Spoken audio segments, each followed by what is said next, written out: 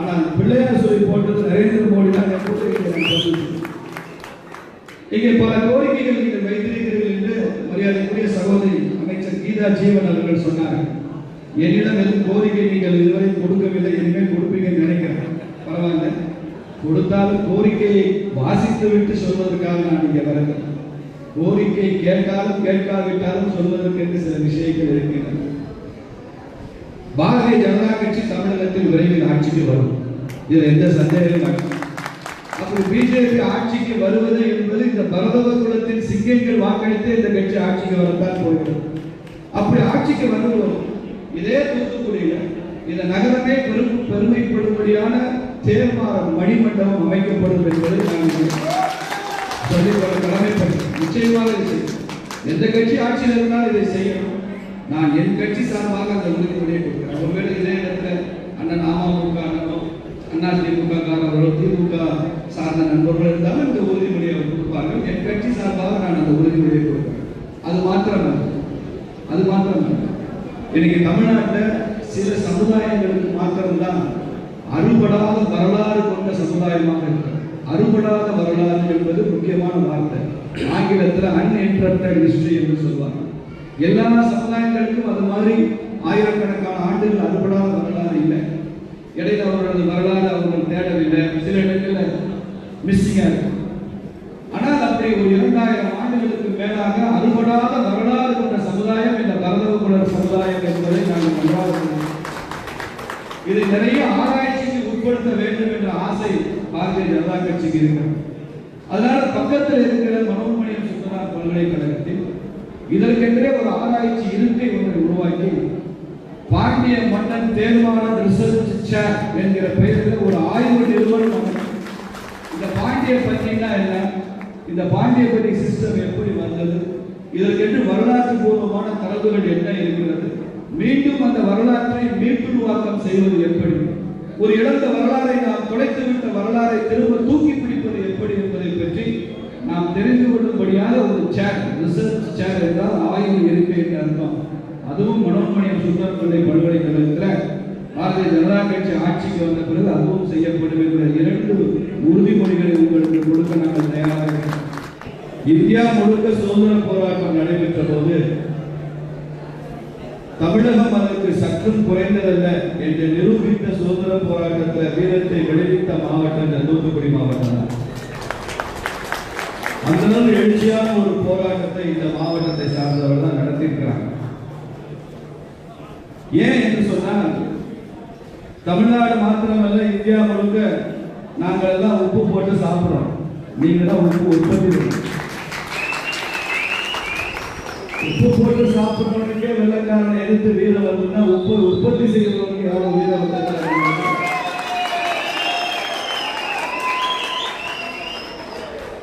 அதனால்தான் நீங்க வரும்போது பாண்டிய பதி பற்றி, பரதவர்மா பாண்டியர்கள் பற்றி, குறிப்பாக ஐயா தேர்மாறன் பற்றி பல தகவல்கள் தெரிந்திருந்தாலும் அவர் சுதந்திர போராட்டத்தில் ஈடுபட்டவர்.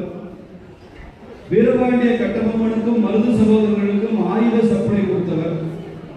வெடி உப்பு என்று சொல்லக்கூடிய கன் பவுடர் அதையெல்லாம் யுத்தகலத்திற்கு வழங்கியவர் என்று கேட்டபோது நிச்சயமாக மயில் பூச்செடிகிற ஒரு வரலாற்றுக்கு சொந்தக்காரர்கள் இந்த பரவர்கள்.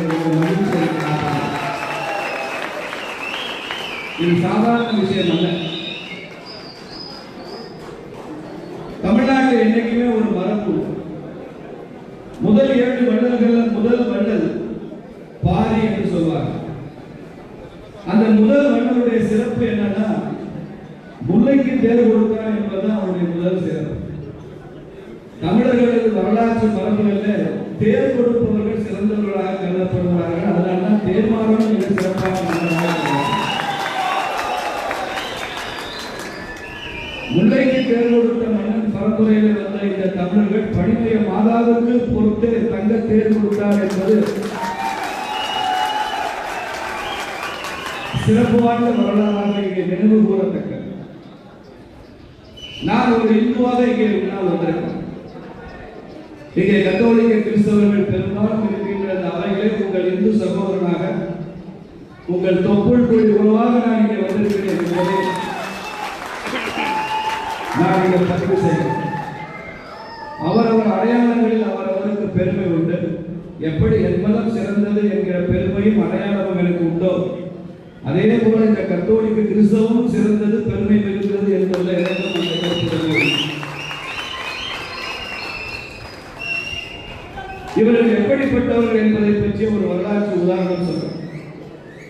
இந்தியாவிற்கு கத்தோலிக்க கிறிஸ்தவ போர்ச்சுகல் மூலமாக வந்தபோது, குறிப்பாக மரியாதைக்குரிய பிரான்சிஸ் சவேரியர் போன்றவர்கள் எல்லாம் 1540களில் தான் வந்தார். ஆனால் அவருக்கும் 8 ஆண்டுகளுக்கு முன்னால் 1532லேயே இங்கே கத்தோலிக்கத்தை கொண்டு வந்தவர்கள் இந்த பரதவர்கள் என்கிற வரலாறு இங்கே. ஆன்மீக ரீதியாக, சமய ரீதியாக தங்கள் வழிபாட்டு முறையை மாற்றிக்கொண்டார்கள் இந்த பரதவர்கள் என்பது உண்மைதான். ஆனாலும் அவர்கள் பண்பாட்டு ரீதியாக தொடர்ந்து இந்தியர்களாகத்தான் இருந்து கொண்டிருக்கிறார்கள் என்பது உண்மை. அவர்கள் இன்னும் பார்க்கிற அவருடைய மரபுகள் எல்லாம் இந்த நாட்டினுடைய பாரம்பரியமான மரபுகளாக இருக்கு. பல விஷயங்களை பார்த்தால் ஏதோ மத ரீதியாக வேறுபாடு உள்ளவர்கள் மாதிரியே தெரியவில்லை. அங்கேயும் தேர் கொடுத்த மன்னன் புகழப்படுகிறான், இங்கேயும் தேர் கொடுத்த மன்னன் தேர்மாறன் என்று புகழப்படுகிறான். நான் இங்கே அவர்கிட்ட கேட்டேன், இந்த கட்டில் முன்னால் வைத்திருக்கிறீர்களே, இதற்கு என்ன சிறப்பு? நான் இதற்கு முன்னால் எந்த மேடையும் மேடைக்கு முன்னால ஒரு கட்டில் வைத்து நான் அமர்ந்திருந்த கட்டல் என்று சொன்னார்.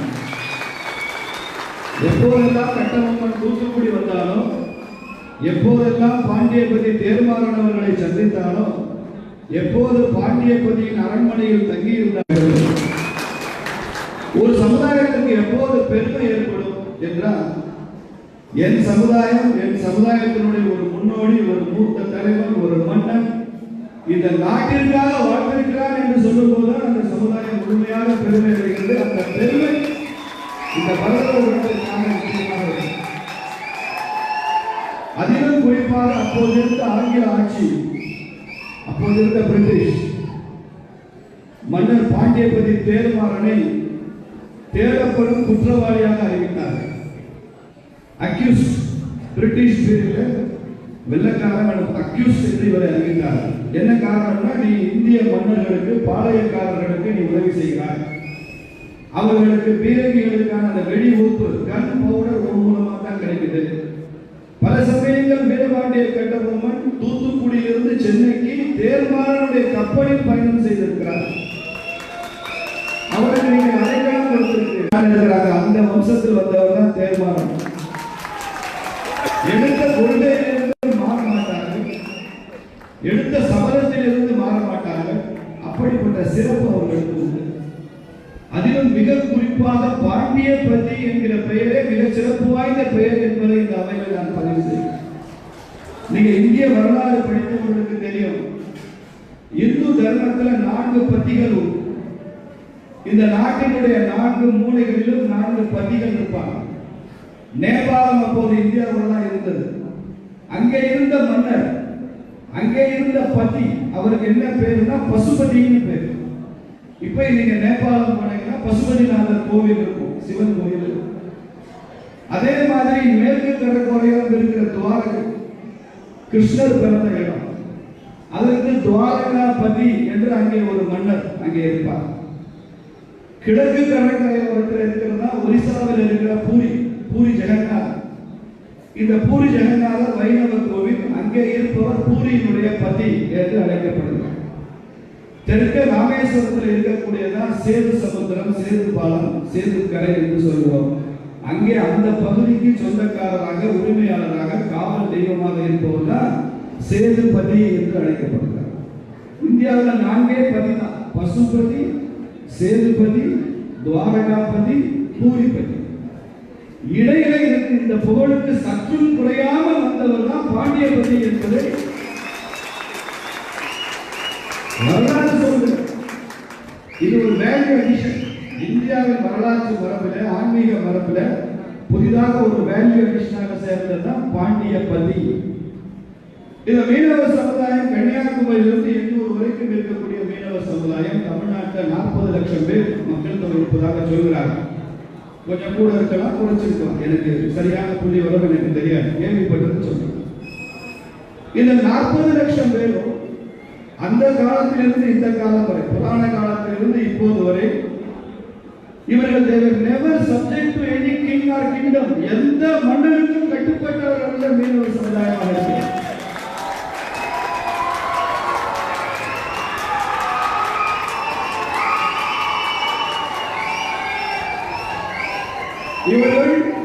இவர்கள் தனித்த இறையாண்மையோடு வாழ்ந்தவர்கள். இவர்களுக்கென்று தனி ராஜ்யம், இவர்களுக்கென்று இறையாண்மை, இவர்களுக்கென்று வாழ்க்கை முறை, இவர்களுக்கென்று நீதி பரிபாலனம். இதுதான் முக்கியம். இப்போதும் கூட அது தொடர்கிறது, ஓரளவாவது தொடர்கிறது. நாங்க நாகப்பட்டினத்தில் சுனாமிக்கு அப்புறமா நிவாரண பணிக்காக நான் அங்கே போயிருந்தேன். சுனாமி வந்து ஒரு 3வது நாள் நாங்கெல்லாம் நாகப்பட்டினம், வேளாங்கண்ணி அங்கெல்லாம் இருந்தோம். அங்கே பட்டினவர் என்கிற மீனவ சமுதாயம் இருக்காங்க. பட்டினவர்னா ஜாதி, மீனவர்னா ஆக்குபேஷன், தொழில். நான் கூட மீனவர் ஆயிடலாம், எந்த கடலில் மீன் பிடிக்க போனா மீனவர் ஆயிடலாம். ஆனால் நான் பட்டினவர் ஆக முடியாது, வரதவர் ஆக முடியாது, பர்கவ குலமாக மாற முடியாது. இன்றைக்கும் இந்த பட்டினத்தார், பரதவர்கள், பர்கவ குலம், பட்டின செட்டியார், இது மாதிரியான இந்த சமூக அமைப்புகள், கடற்கரையோரம் வாழ்கிற கிராமங்கள், அவர்களது வழக்குகள் இன்றைக்கும் கூட நீதிமன்றத்திற்கு செல்வதில்லை.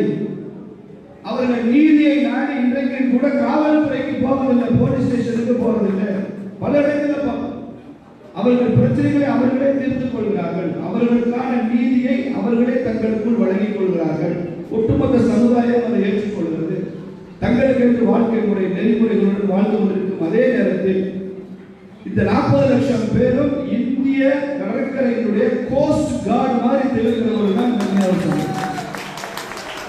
இன்னைக்கு இந்திய கடலோர காவல்படை, இந்திய நேவி, இந்திய கடற்படைக்கு சம்பளத்துக்கு வேலை பார்க்கிற லட்சக்கணக்கான தியாகிகள் இருக்காங்க. இந்த தேசத்திற்காக தங்கள் உயிரை அர்ப்பணிக்க தயாராக இருக்கிறவங்க இந்திய கடற்படையில் இருக்காங்க. எந்த ஊதியமும் பெற்றுக் கொள்ளாமல் இந்திய கடலோரத்தை காப்பாற்றிக் கொண்டிருப்பவர்கள் மீனவர்கள். தமிழ்நாட்டில் மாத்திரம் 40 லட்சம்.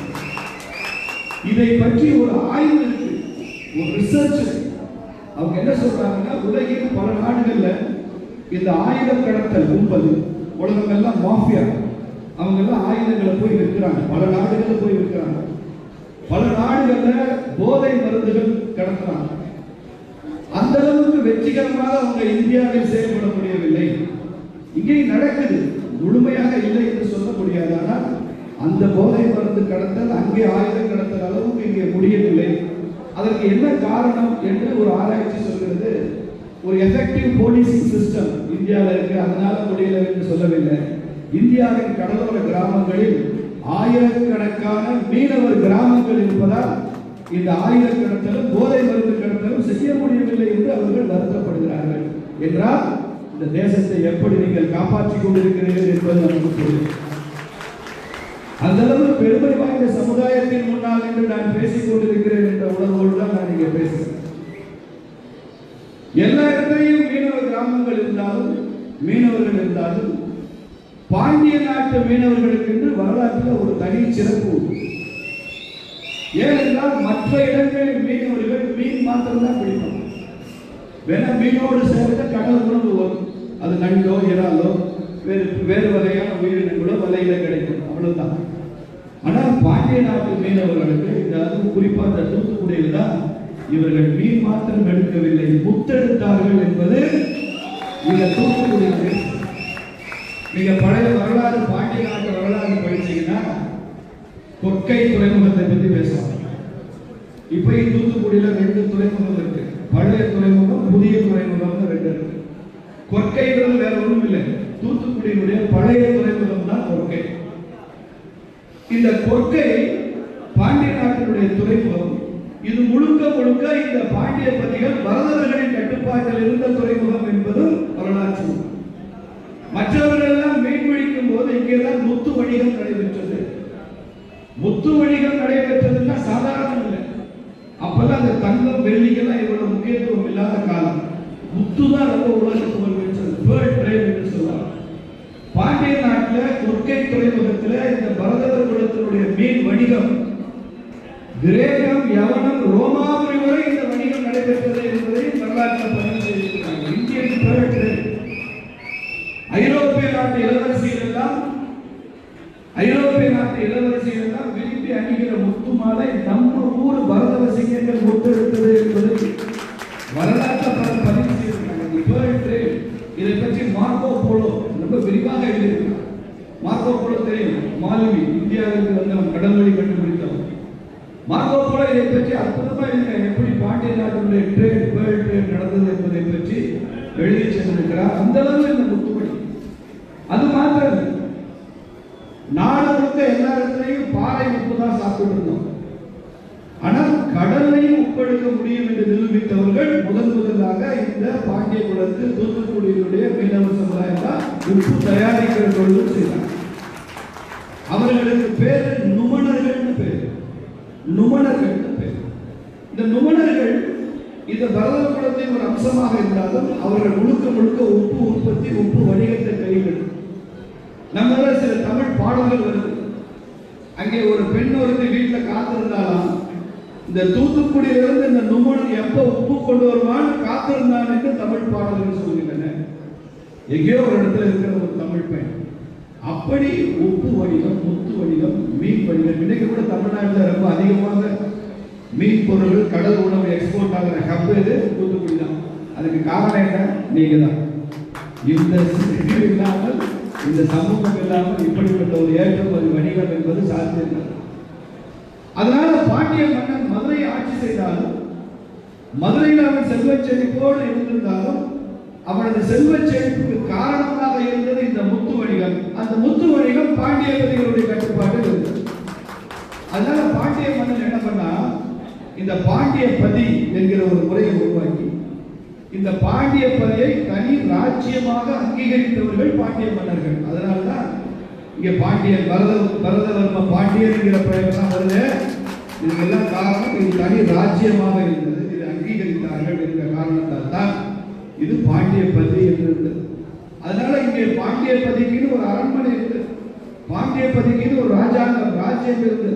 அவர்களுக்கென்று ஒரு நீதி பரிமாணம் இருந்தது. அவர்களுக்கென்று ஆட்சி முறை இருந்தது. இதெல்லாம் இடைக்காலத்தில் பின்னால் வந்த காலங்களில் அது மாறி இருக்கலாம், அல்லது சில சுயநல சக்திகளை அழிக்க வேண்டும் என்று நினைச்சு அழித்திருக்கலாமே தவிர அதை வரலாற்றிலிருந்து எப்போதும் அழிக்க முடியாது என்பதைத்தான் இந்த கூட்டம் காண்பிக்கிறது. இன்னைக்கு சமகால சமுதாயத்தில் நம் கண் முன்னால் தெரியாமல் அதை அழித்திருக்கலாம், ஆனால் வரலாற்றின் நினைவுகளிலிருந்து அதை அழிக்க முடியாது என்பதை இந்த சமுதாயம் இன்னைக்கு நிரூபித்துக் கொண்டிருக்கிறது. தமிழ்ல ஒரு அற்புதமான ஒரு புத்தகம் இருக்கு, கொற்கை அப்படின்னு ஒரு புத்தகம். எனது நண்பர் ஜோடி குருஸ் அவர்கள் எழுதின புத்தகம். இந்த கொற்கை புத்தகமே இந்த தூத்துக்குடி, இந்த கொற்கை துறைமுகம், முத்து வணிகம், உப்பு வணிகம், இங்கே இந்த மீனவ சமூகத்தின் பெருமை, பரதவர் குலத்தின் மேன்மை, இதை பற்றியெல்லாம் சொல்லி செல்கின்ற கொற்கை என்கிற அந்த நாவலுக்கு நான் பெரிதும் மதிக்கிற ஐயா நரேந்திர மோடி அரசு சாகித்ய அகாடமி விருது வழங்கியது என்பதை நான் இங்கே பெருமையோடு சொல்லிக்கொள்கிறேன். அது மாத்திரமல்ல, தேர்மாறன், பாண்டியபதி தேர்மாறன் அவர்களை மத்திய பண்பாட்டுத் துறையில சுதந்திர போராட்ட வீரராக அங்கீகரித்தது நரேந்திர மோடி அரசாங்கம் தான். வழக்கமாக ஒருவரை சுதந்திர போராட்ட வீரர் என்று அங்கீகரிப்பதும் அவருக்குரிய மரியாதைகள் செய்வதும் வழக்கமாக மாநில அரசு முதலில் அதை செய்து மாநில அரசாங்கம் செய்த பின்பு அதை மத்திய அரசும் அங்கீகரிக்கும் என்பதுதான் நடைமுறை, வழிமுறை இதுவரை இருந்த முறை. ஆனால் தேர்மாறன் அவர்கள் விஷயத்தில் இது மாறி நடந்திருக்கிறது. இதை முதலில் அங்கீகரித்தது மத்திய அரசு, நரேந்திர மோடி அரசு என்பதை நான் பெருமை கொள்கிறேன். ஐயா மோடி அவர்கள் இதை அங்கீகரித்த பிறகு தமிழக அரசும் இன்று அங்கீகரித்திருக்கிறது என்பதில் நான் மகிழ்ச்சி அடைகிறேன்.